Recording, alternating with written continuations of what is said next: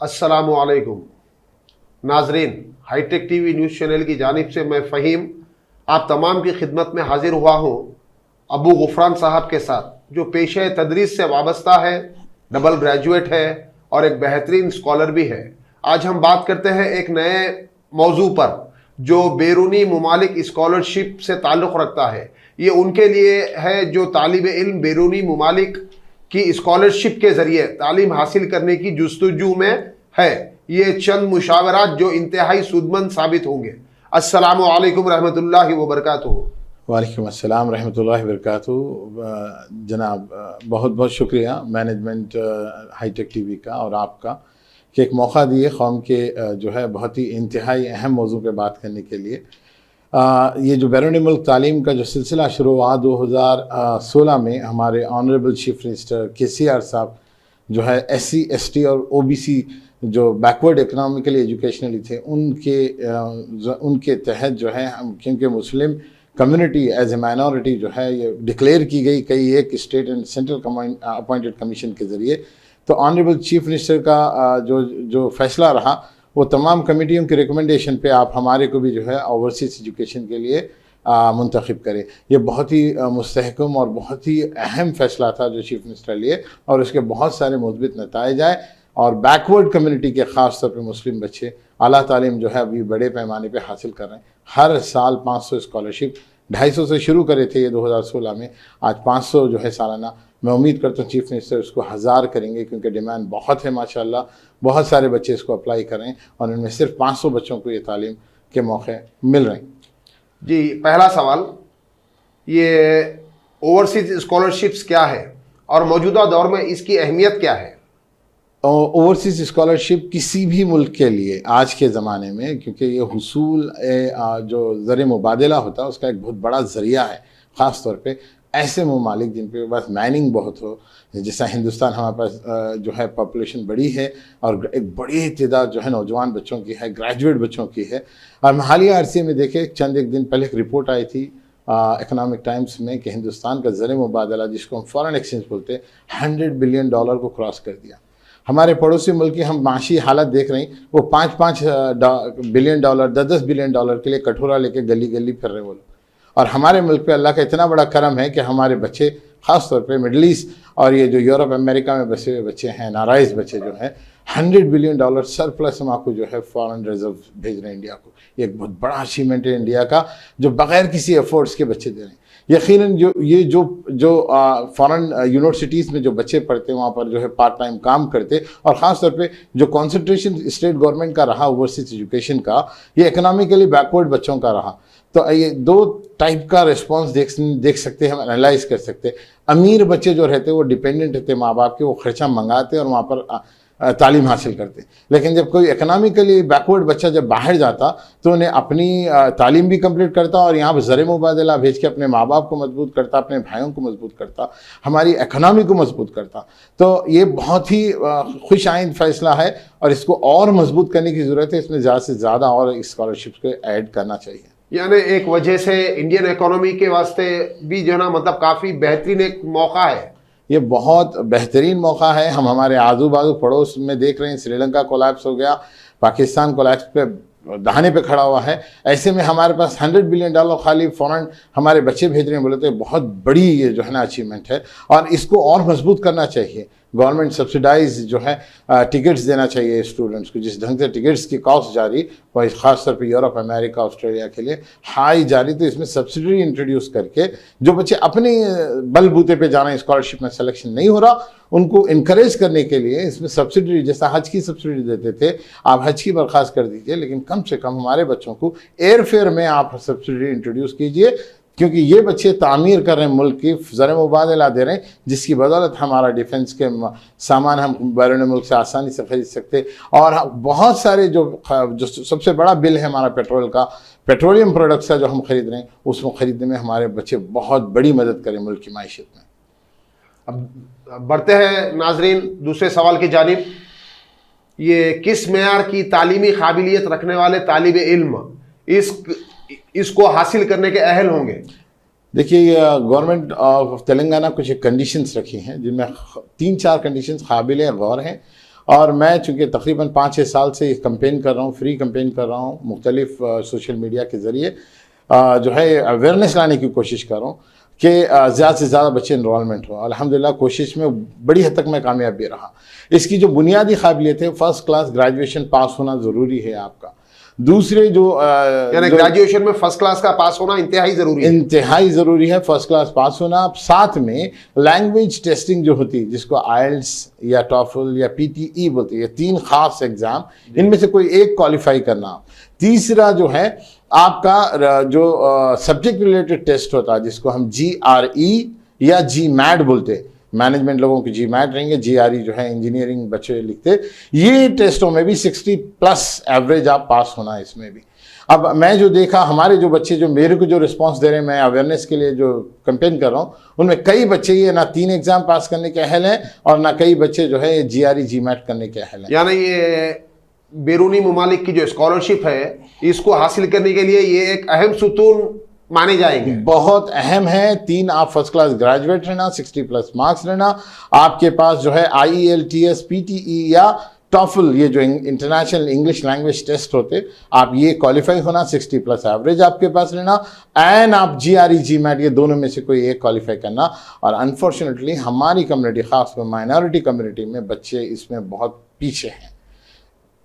इसकी कई एक वजह हैं, जिनमें एक बुनियादी जो तालीम है हमारा अंग्रेज़ी सिस्टम ऑफ एजुकेशन, वो नॉमिनल है। सिर्फ कॉर्पोरेट एजुकेशन में बच्चे बोलने के काबिल बनते हैं। जो नॉमिनल जो बजट स्कूल में जो बच्चे पढ़ रहे हैं, उनके साथ इंसाफ नहीं हो पा रहा। कई लोग जो है गली गली स्कूल खोल के बैठ जा रहे हैं, लेकिन बच्चों के साथ इंसाफ नहीं कर पा रहे हैं, जिसकी वजह से जब वो ग्रेजुएशन में आ रहे हैं तो कम्युनिकेशन स्किल में मार खा जा रहे हैं, लोकल भी जॉब नहीं कर पा रहे हैं और सेल्फ कॉन्फिडेंस स्किल उनकी नहीं डेवलप कर हो पा रही। यानी डिग्री तो मिल जा रही है, मगर जो है ना उस हद तक के साउंड नॉलेज नहीं है और लोगों के पास जिस हद तक के होनी चाहिए। अंग्रेजी ज़बान दुनिया की सबसे डिमांडेड लैंग्वेज है इस वक्त, और उसके अबूर करना ये हम सब पे फ़र्ज़ है। नबी मोहतरम सल्लल्लाहु अलैहि वसल्लम फरमाए कि तालीम हासिल करना फ़र्ज़ है औरत और मर्द पर। मैं गुज़िश्ता साल जब कैंपेन करा था, मैं बड़ी खुशी हुई, कई एक लड़कियां जो है अब्रॉड एजुकेशन के लिए अप्लाई करें। माशाल्लाह मेरे को कई कॉल आए, हज़ारों बच्चियों के कॉल आए, और वो बच्चियां जो है मुझे बताए कि हम अमेरिका जाने, हम कनाडा जाने। ये बड़ी अच्छी खुश आइन बात है। आप बिला तफरीक बेटा बेटी के अपने बच्चों को इनकरेज करें, और ये बच्चियाँ बाहर जाके अब्रॉड हासिल करें, और इसका हुक्म है, ये फ़र्ज़ है।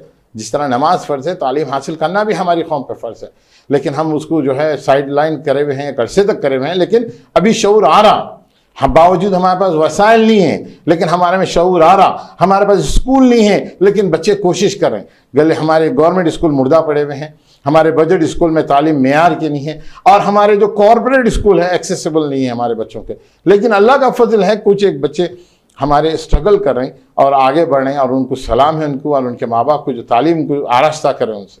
यानी इन हालात के ऊपर अगर हुकूमत तेलंगाना की जानिब से अगर और भी तालिब इल्म को अगर मुस्तहकम किया जाए, तो हिंदुस्तानी तालीमी काबिलियत के हिसाब से मतलब काफ़ी हद तक के हमारे भी तालिब इल्म आगे बढ़ सकते हैं। हिंदुस्तान दुनिया का आलमी मरकज़ था और एक अरसे तक रहा, और इंशाअल्लाह आइंदा भी जो सेंचुरी रहेंगी हमारी रहेंगी। और इसके लिए हमारे जो पॉलिटिकल लीडरशिप को है बहुत स्ट्रांग स्टेप एजुकेशन में लेना पड़ेगा।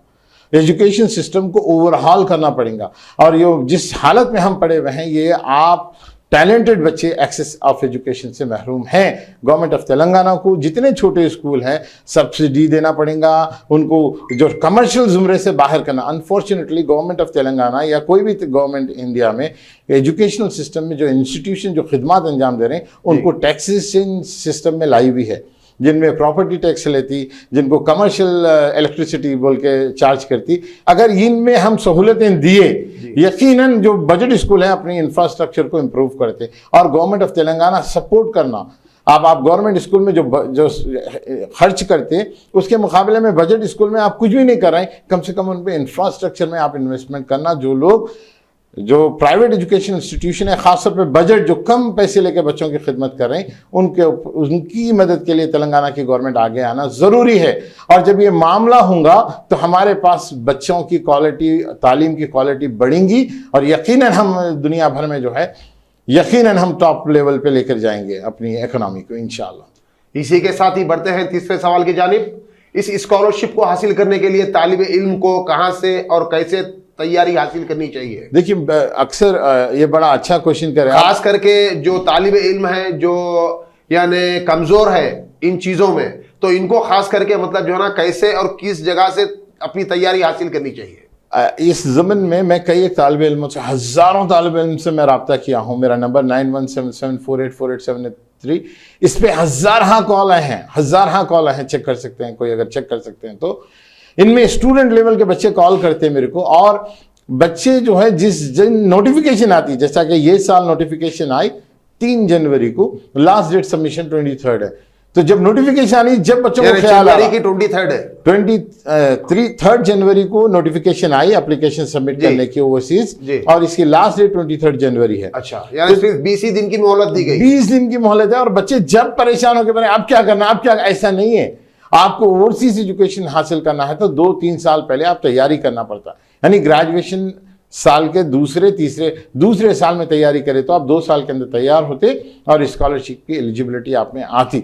अचानक फाइनल ईयर में तैयारी करने की कोशिश करेंगे तो ये मुमकिन नहीं है। ओवरसीज स्कॉलरशिप चाहे आप तेलंगाना गवर्नमेंट से हासिल करो या कई बैरन मुल्क से हासिल करो, दोनों जगह से हासिल करने के लिए आपको एक मुनज़्ज़म अंदाज में तैयारी करना पड़ता है, जिसका फक़दान है हमारे बच्चों में।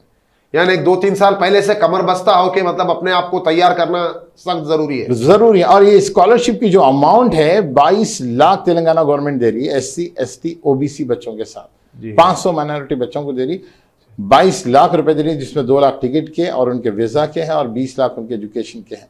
इतनी बड़ी अमाउंट है और हमारे बच्चे जो है जब नोटिफिकेशन देख रहे हैं तभी हरकत में आ रहे हैं, ऐसा नहीं है। चाहे आप तेलंगाना गवर्नमेंट का पब्लिक सर्विस एग्जाम हो या ये स्कॉलरशिप हो, आपको मुनज़्ज़म तौर पे 2 साल की तैयारी करें तो इसके रिजल्ट्स आते, सेम टाइम पे रिजल्ट हासिल करने की कोशिश करें तो आप कामयाब नहीं हो पाते। यानी स्टेप बाय स्टेप तैयारी करना बहुत जरूरी है। यकीनन अपनी लैंग्वेज, पहले तो आप लैंग्वेज स्किल्स इंप्रूव करना और अपनी ग्रेजुएशन के पूरे सब्जेक्ट में टॉप लेवल पे आना, फर्स्ट क्लास पास होना। और इंटरनेशनल लैंग्वेज टेस्टिंग में जो मेन फार्मूला होता है लिसनिंग स्पीकिंग स्किल, ये दोनों इंप्रूव करना आप। और ये इंप्रूव करने के लिए मैं इंशाल्लाह ज़रूर आपकी रहनुमाई करूँगा किसी भी किस्म के मामलात में है तो। और हम जैसा एक हमारे पास ख़ास तौर पे पुराने शहर के बच्चे या इकोनॉमिकली बैकवर्ड बच्चे बोलूँगा मैं, एक इंग्लिश लैंग्वेज को एक बहुत बड़ा पहाड़ समझ जाते हैं और उसको एक बहुत बड़ा जो है मतलब एक मरहला समझते ज़िंदगी का। यकीनन अगर आप उसको समझें ज़बान को तो ये सबसे आसान ज़बान है। अगर आप अपनी ज़बान जानते तो आप अगर हिंदी बोलते या तेलुगु बोलते तो उस ज़बान से इंग्लिश सीखने की कोशिश करो। 15 से 20 दिन में इंग्लिश ज़बान पे अबूर आ जाता आपको। सिर्फ 15 से 20 दिन में? 15 से 20 दिन में यकीनन आपको जो है अबूर आ जाता, अगर आप अपनी मादरी ज़बान जानते तो। आप जो ज़बान बोलते हैं वही ज़बान बोलना सीखो, आप तो आसानी से सीख लेते हैं। अच्छा, तो इसके लिए कोई मतलब जो ना कुछ खास टेक्निक्स? बुनियादी तौर पे हर ज़बान के जो है कुछ एक रूल्स एंड रेगुलेशंस होते हैं, लेकिन एक जिस तरह एक बिल्डिंग के फाउंडेशन का प्रिंसिपल जो होता, किसी भी बिल्डिंग के फाउंडेशन के प्रिंसिपल कॉमन होते, स्ट्रेंथ अलग अलग होती लेकिन कॉमन होते। उसमें फाउंडेशन होती, फुटिंग होती, उसमें और जो है छत होता, ये कॉमन चीज़ें हैं। इसी तरह इंग्लिश लैंग्वेज में 12 स्ट्रक्चर होते, सेंटेंसेस होते। इसी तरह तेलुगु में भी 12 होते, हिंदी में भी 12 होते, उर्दू में भी 12 होते। आप जो उर्दू में 12 सेंटेंस बोलते वो 12 सेंटेंस को इंग्लिश में सीखना, जिसको हम इंग्लिश लैंग्वेज में टेंसेस बोलते। टेंसेस, अगर आप टेंसेस में आप उर्दू तर्जुमे के साथ 12 टेंसेस सीख लिए, आप पूरी इंग्लिश जबान सीख लिए, जैसा आपको आसानी हो जाती। ठीक है। अभी चौथा सवाल, इनफिरादी तौर पर हर तालिबे इल्म को कितनी रकमी इमदाद मुहैया की जाती है? ये 22 लाख मैक्सिमम अमाउंट दी जाती, जिनमें 20 लाख ट्यूशन फीस और 2 लाख जो है आपके वीज़ा प्लस एयर टिकट देते, 1 वे टिकट। अगर आपकी जो ट्यूशन फीस है, अगर आपकी 20 लाख से कम है, 15 लाख है आपकी जो आप फीस दाखिल करने वाले, तो आपको वही रकम मिलती 15 लाख। अगर आप 30 लाख ट्यूशन फीस भरने वाले हैं तो 20 लाख ही आपको मिलती है, यानी मैक्सिमम 20 ही मिलती है आपको, या आप जो कम पे करें उससे उतनी मिलती है। यानी बाकी की जो भी रकम की ज़रूरत दरकार रहेगी उस रकम को मतलब जो है ना तालिबे इल्म को या उनके सरपरस्तों को खुद अदा करना पड़ेगा। ज़्यादातर जो है देखा गया, जो बच्चे अमेरिका, कनाडा या ऑस्ट्रेलिया या यूरोप गए हैं, जाने के बाद जो एक सरप्लस अमाउंट जो रहती, शॉर्ट टाइम काम जो कॉलेज परमिट करता है उसके ज़रिए वो भरपाई कर लेते हैं आसानी से। जी। अब बढ़ते हैं पांचवें सवाल की जानिब। कब, कैसे और कहां ये ओवरसीज स्कॉलरशिप के दरखास्तों को दाखिल करना चाहिए? आप गूगल करेंगे तेलंगाना गवर्नमेंट की जो वेबसाइट है, आप जब जाएंगे तेलंगाना गवर्नमेंट की वेबसाइट में तो आपको आसानी से जो है वो स्कॉलरशिप का लिंक मिल जाता। जैसा कि मैं आपको बताऊंगा, तेलंगाना TELANGANA EPASS PEPASS.CGG.gov.in ये पोर्टल है गवर्नमेंट का। आपको जो है ये पोर्टल में जब जाएंगे आप तो इसमें मुख्तलिफ किस्म के स्कॉलरशिप्स हैं, ST, BC, OBC and minorities के भी स्कॉलरशिप्स आपको मिल जाएंगे। ये BCE और EBC के वास्ते मतलब जो ना कोई ऐसे सहूलियात हुकूमत तेलंगाना की जानिब से मौजूद नहीं है? नहीं, ऐसा खास नहीं है। ये कॉमन जो है पोर्टल है जिसके ज़रिए जो है अपने अपने लिंक्स के ज़रिए जो आपको दे देंगे, आप जब लिंक में को फॉलो करेंगे तो आप ऑनलाइन एप्लीकेशन सबमिट करना है। पहले मरहले में आपको पूरे जो है डॉक्यूमेंट डिजिटल अप्लाई करना है। उसके बाद वो लोग जब अप्रूव करेंगे तो आप जो है एक डिक्लेरेशन फॉर्म आपको ईमेल के ज़रिए भेजेंगे। वो डिक्लेरेशन फिलअप करके ओरिजिनल डॉक्यूमेंट के साथ 2 अटेस्टेड कॉपी आप हज हाउस में माइनॉरिटी वेलफेयर डिपार्टमेंट में आप दाखिल करना। हार्ड कॉपीज पहले सॉफ्ट कॉपीज के जरिए सबमिट कर देना पड़ेगा। सॉफ्ट कॉपीज आप ऑनलाइन करेंगे, जो 23 लास्ट डेट है। आप करने के बाद उसके बाद सेकंड मरहले में जो है आपको जी वो लोग जब आपकी एक्सेप्ट होंगी, आप एलिजिबल हो जाएंगे जी, तो वो लोग हार्ड कॉपी 2 मंगाएंगे, 2 सेट की। इनमें जो बुनियादी तौर पे जो डॉक्यूमेंट्स रहते हैं, आपका फर्स्ट क्लास से 10th क्लास तक बोनाफाइड एंड मार्कशीट, 10th की, इंटर की मार्कशीट, डिग्री की मार्कशीट एंड बोर्डिंग पास अगर आप बाहर जा चुके हैं तो, यूनिवर्सिटी का I-20 लेटर, एडमिशन कार्ड और जो है आप जो फीस पे करें उसकी रसीद वगैरह रहते हैं बुनियादी तौर पे। साथ में आपका इनकम सर्टिफिकेट रहता है। इनकम सर्टिफिकेट में गवर्नमेंट ऑफ तेलंगाना जो कैप रखी है वो 5 लाख रुपए मैक्सिमम रखी है। तो आपका इनकम, आपके पेरेंट्स की इनकम, स्टूडेंट के पेरेंट की इनकम अगर लेस देन 5 लाख है then he is eligible to get the scholarship. लेकिन इस जमन में मैं तेलंगाना गवर्नमेंट से खास रिक्वेस्ट करना चाहूँगा, सेंट्रल गवर्नमेंट के तहत जब कोई जॉब देते तो जॉब के जो प्री कंडीशन है उनमें 8 लाख रुपए जो है इनकम सर्टिफिकेट में रखे हैं। इकोनॉमिकली बैकवर्ड बोलते, स्टूडेंट के लिए 5 लाख आप रखे, ये समझ में नहीं आया। तो मैं हुकूमत तेलंगाना से रिक्वेस्ट करूंगा ये कैप को बढ़ा के 8 लाख करें कम से कम। जैसा आप एम्प्लॉयमेंट में दे रहे हैं कैप, वैसा कैप दिए तो कई और बच्चे भी इसमें शामिल हो सकते। और छठा और आखिरी सवाल, ये बैरूनी ममालिक की स्कॉलरशिप्स मौजूदा वक्त में क्यों बंद है और इस पर कब से अमल आवरी की जाने वाली है, और इसकी ताखीर की वजह से हुकूमत तेलंगाना के आने वाले इंतखाबात में इस पर क्या असर पड़ सकता है? चंद्रशेखर राव हमारे ऑनरेबल चीफ मिनिस्टर बहुत ही इंटेलेक्ट आदमी हैं और बहुत, उनका जो बेटा KTR साहब है मिनिस्टर, ऑनरेबल मिनिस्टर, वो और हरीश राव जो उनके साथी हैं, ये एक ऐसी टीम तेलंगाना को मिली है, गिफ्टेड है। अगर ये लोग अगर मुनज़्ज़म अंदाज में आगे चले तो आइंदा 20 साल तक इनकी हुकूमत इस स्टेट ऑफ तेलंगाना में बाकी रह सकती। जिस तरह के पॉलिसीज ला रही, जिस तरह रेवोल्यूशन पानी में ला रही, जिस तरह IT में रेवोल्यूशन जो चंद्रबाबू नायडू की तरफ से स्टार्ट था और इसको इख्तिताम को लेकर इनके बेटे साहब जाने। तालीम के मैदान में अगर आप बच्चों को पिछड़ा देंगे तो इसके बहुत ख़राब नतीजे होंगे। और जिस तरह अपोजिशन पार्टीज आपके साथ हैं, इसका अगर आपको फ़ायदा होने का है तो आप यंग जनरेशन की तालीम पे ख्याल रखें। और यकीनन आपका ये किसी अपोजिशन पार्टीज मतलब जो ना इस चीज को लेकर एक मुद्दा बनाकर भी मतलब जो है ना या सियासी मफाद हासिल कर सकती है। यकीनन बेरोजगार नौजवान जो है अपना पूरा गुस्सा बैलेट पेपर में ही निकालने वाले हैं। अगर आप उनकी तालीम को, अगर उनको इंगेज नहीं करेंगे जॉब्स में, तो यकीनन ये जो बैलेट पेपर के जरिए अपना आंसर जरूर देंगे, कोई भी पॉलिटिकल पार्टी हो। उनकी तालीम का करना यह आपका कॉन्स्टिट्यूशनल हक है, करना है, और ये बच्चों का हासिल करना भी कॉन्स्टिट्यूशनल है, क्योंकि as per our Indian constitution education is guaranteed by the government. तो एवरी सिटीजन को देना जरूरी है और हमारे को बुनियादी तौर पे तालीम होना है और जो है हायर लेवल तक, तो KG से PG तक आपकी जो बुनियादी जो जिम्मेदारी है वह उसको बखूबी अंजाम करे। और एम्प्लॉयमेंट देने की फिक्र मत कीजिए। दुनिया जो है ग्लोबल विलेज में टर्न अप हो चुकी है, एक बड़े जो है मेले में तब्दील हो गई है। जॉब हासिल करना वो हमारे बच्चे कर लेते हैं, आपको फिक्र करने की जरूरत नहीं है। तालीम के इंफ्रास्ट्रक्चर पे काम कीजिए। पुराने शहर में खास तौर पे 7 साल से DSC नहीं है, स्कूलों की हालत बदहाल है, हमारे बच्चे परेशान हैं। बच्चे मायूस हो गए, बीएड नहीं कर रहे हैं हमारे बच्चियां बीएड नहीं कर रहे, हिम्मत नहीं कर रहे, नौकरी नहीं मिलती क्योंकि अब 7 साल से डीएससी का एग्जाम नहीं हुआ। ऑनरेबल चीफ मिनिस्टर, प्रायोरिटी देके एजुकेशन सेक्टर को लीजिए। आप बहुत अच्छी अच्छी चीजें कर रहे हैं लेकिन इंप्लीमेंटेशन में फेल हो रही है आपकी टीम, एक्टिवेट कीजिए तो रिजल्ट जो है आइंदा इलेक्शन में मुस्बित आएंगे। कोई भी पॉलिटिकल आप कर सकते कीजिए, और अगर कोई करने की काबिलियत है कोई पॉलिटिकल पार्टी में, अगर वो एम करके आगे बढ़ी तो यकीनन वो कामयाब हो जाएंगे आइंदा इलेक्शन में इंशाल्लाह। वैसे भी तो हमारे मौजूदा सीएम केसीआर साहब ने जो वादा किया था केजी से पीजी तक की पढ़ाई मुफ्त, यानी तेलंगाना के हर तालिब इल्म के लिए, इस मामले में भी मतलब आप कुछ रोशनी डालिए फिलहाल जो है ना अब तक के उस बात के ऊपर किस हद तक के अमल आवरी हो रही है। जनाब केजी टू पीजी तालीम, चीफ मिनिस्टर साहब आपकी बातों पे हम यकीन ना करें इसका कोई जवाब नहीं है, लेकिन नहीं हो रहा हम इसके लिए हैरान हैं। आप कर सकते नहीं कर पा रहे हैं, इसका क्या है? आपकी टीम में बेहतरीन सिपह सालार केटीआर साहब और हरीश राव साहब हैं, उन लोगों को एक्टिवेट कीजिए। हम बारहा आपसे रिक्वेस्ट करें कि हरीश राव साहब को हेल्थ डिपार्टमेंट में लाओ, आप लाए, आज उसमें रेवोल्यूशन हो रहा, गांव गांव नए हॉस्पिटल बन रहे, कॉलेजों के इंस्टीट्यूट बन रहे।